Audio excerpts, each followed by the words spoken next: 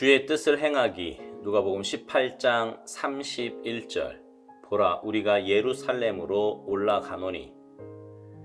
자연적인 삶에 있어서는 사람이 발전함에 따라 야망도 바뀝니다. 그러나 그리스도인의 삶에 있어서는 처음부터 끝까지 목적이 같습니다. 그 목표는 주 예수 그리스도입니다. 우리는 우리 나름대로 생각하는 그리스도인의 삶에 이르는 것이 아니라 그리스도의 장성한 분량까지 자라나도록 힘쓰며 그렇게 마칩니다.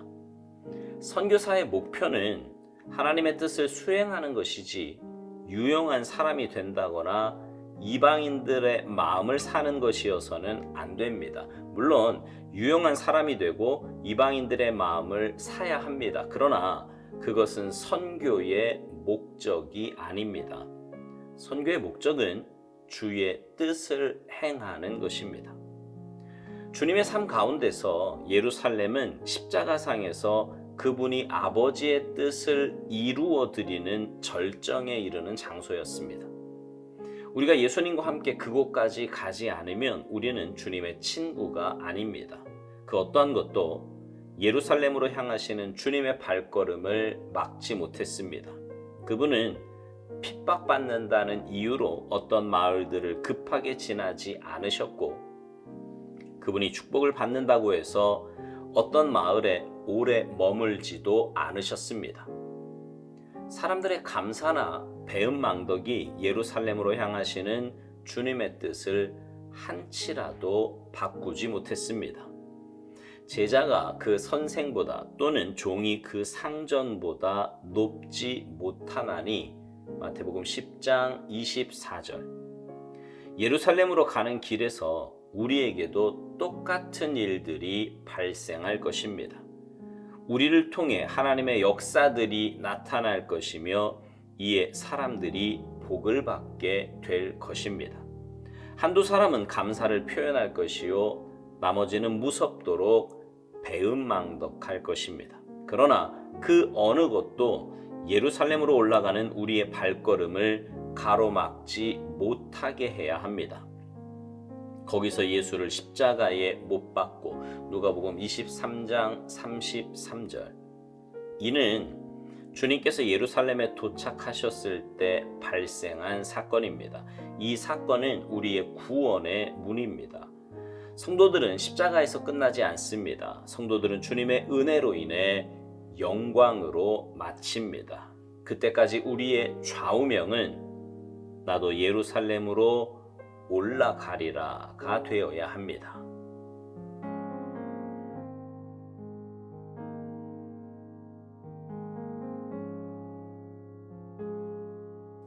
사람마다요 정도의 차이는 있지만 누구에게나 꿈과 야망이 있습니다. 이 땅을 살면서 이루고 싶은 거 말이에요. 예전에는 사람들이 꿈에 대해서 질문을 받으면 어떤 직업이나 혹은 재산, 지위를 얻는 것이 그 대답의 줄을 이루었습니다. 저희들 어렸을 때는 대통령이 제일 많았었거든요. 그러나 최근 들어서 자기가 하고 싶은 일 내지는 지금 당장의 즐거움, 눈앞에 보이는 성취, 이런 걸 이야기하기도 하고요. 꿈에 대해서요. 아니면 현실적인 문제에 찌들어 그런 것은 아예 생각조차 못하기도 합니다. 그래도 이렇든 저렇든 자기가 하고자 하는 일에 대한 생각은 누구에게나 있습니다. 그러나 우리 그리스도인들은 삶의 목적이 세상 사람들의 그것과 달라야 함을 성경은 말씀합니다. 고린도전서 10장 31절에 보면 이렇게 말씀해요. 그런즉 너희가 먹든지 마시든지 무엇을 하든지 다 하나님의 영광을 위하여 하라. 그러니까 우리 그리스도인들의 삶의 목적은 하나님의 영광이어야 한다는 것입니다. 당연하지 않습니까? 영원히 죽을 우리에게 영원한 생명을 허락해 주셨습니다. 그것도 하나님이 직접 이 땅에 인간의 몸을 입고 오셔서 십자가에서 우리의 모든 죄를 다 지시고 죽으심으로 우리의 모든 죄값을 치루시고 죄 문제를 해결해 주셨습니다. 영원한 천국이 우리의 소유가 되었을 뿐 아니라 그 천국에서 주님과 함께 영원한 삶을 살게 되었습니다. 엄마 뱃속에서의 10달이 이 땅의 삶을 준비하는 시간이듯 이 땅에서의 삶은 영원한 천국을 준비하는 시간이니 그 삶의 목적이 당연히 하나님과 그의 나라를 위해 사는 것이어야 하지 않겠습니까? 천국을 준비하는 삶을 바꿔 말하면 하나님의 영광을 위해서 사는 삶입니다. 그런데 하나님의 영광을 위해서 사는 삶이라는 것은 말 그대로 삶에서 그 목적이 드러나야 합니다. 삶에서요. 누가 봐도 천국을 준비하는 사람으로 살아가야 한다는 말입니다. 그리고 그런 삶이란 바로 주님을 닮아가는 주님의 제자로서의 삶인 것입니다. 오스왈드 목사님은 선교사의 삶을 예로 들어서 이 부분을 설명하였습니다.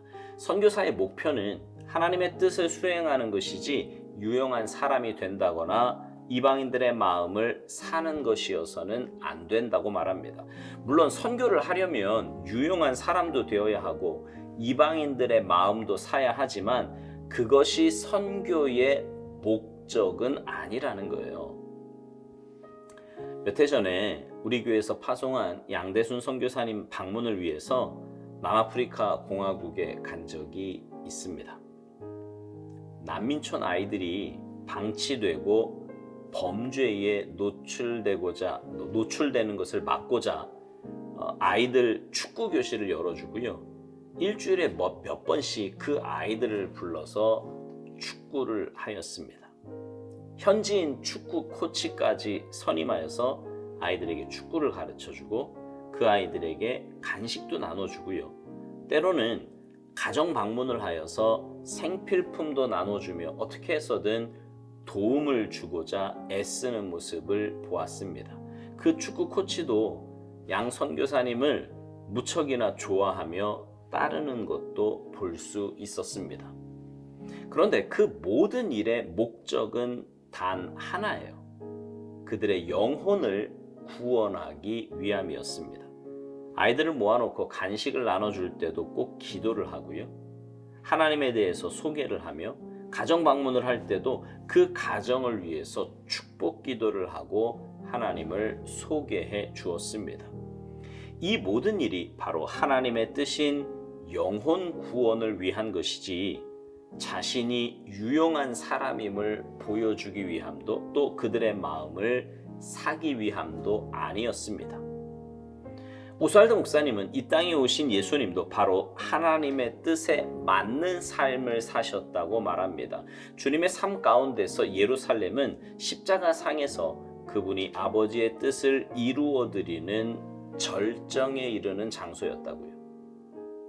그 어떠한 것도 예루살렘으로 향하시는 주님의 발걸음을 막지 못했으며 그분은 핍박받는다는 이유로 어떤 마을들을 급하게 지나지 않으셨다는 거예요. 또 그분이 축복을 받는다고 해서 어떤 마을에 오래 머물지도 않으셨다는 거지요. 사람들의 감사나 배은망덕이 예루살렘으로 향하시는 그 주님의 뜻을 한치라도 바꾸지 못했다는 것입니다. 그렇습니다.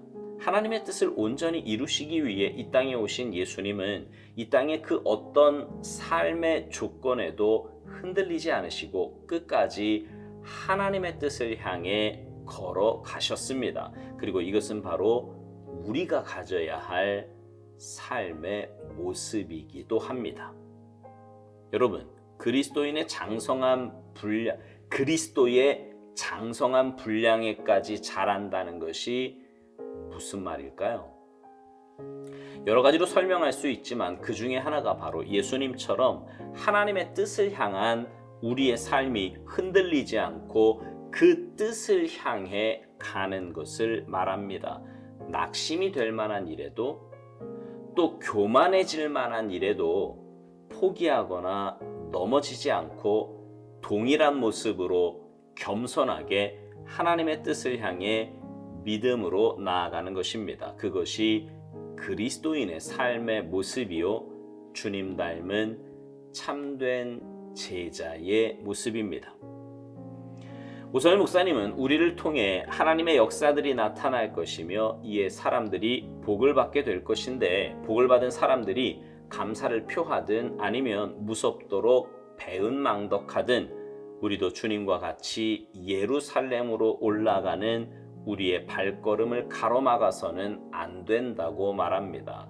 그렇습니다. 내 주변의 환경이 그리고 내 주위에 있는 사람들이 내가 행해야 할 하나님의 뜻을 가로막아서는 안 됩니다. 바꿔 말하면 어떤 상황에서도 우리는 흔들리지 않고 끝까지 믿음의 길, 하나님의 뜻을 향한 순례의 길에서 이탈해서는 안 된다는 것입니다. 귀신이요, 귀신같이 우리의 약점을 잘 압니다. 그래서 어떻게 해서든지 그 약점을 물고 늘어져 하나님의 뜻대로 살지 못하게 하려고 난리를 지깁니다. 그럴 때일수록 우리는 주님의 십자가 앞에 나아가 주님을 바라보아야 합니다. 그리고 세상의 그 어떤 일도 하나님의 뜻을 이루는 것보다 중요한 것이 없음을 기억해야 합니다. 그래서 어떤 환경이나 조건에서도 그리고 어떤 사람의 말이나 행동에 의해서도 우리가 행해야 할 주님의 뜻을 꺾게 해서는 안 될 것입니다. 오살도 목사님은 묵상을 이런 말로 끝맺습니다. 성도들은 십자가에서 끝나지 않고 주님의 은혜로 인해 영광으로 마친다고요. 그때까지 우리의 좌우명은 나도 예루살렘으로 올라가리라가 되어야 한다는 것입니다. 주님 부활하심으로 죄와 사망 권세 이기시고 영광 받으셨듯이 우리도 장차 주님 나라에서 주님과 함께 영원한 생명과 기쁨을 맛보게 될 것입니다. 그날을 믿음의 눈으로 바라보며 끝까지 믿음의 길 달려가야 합니다.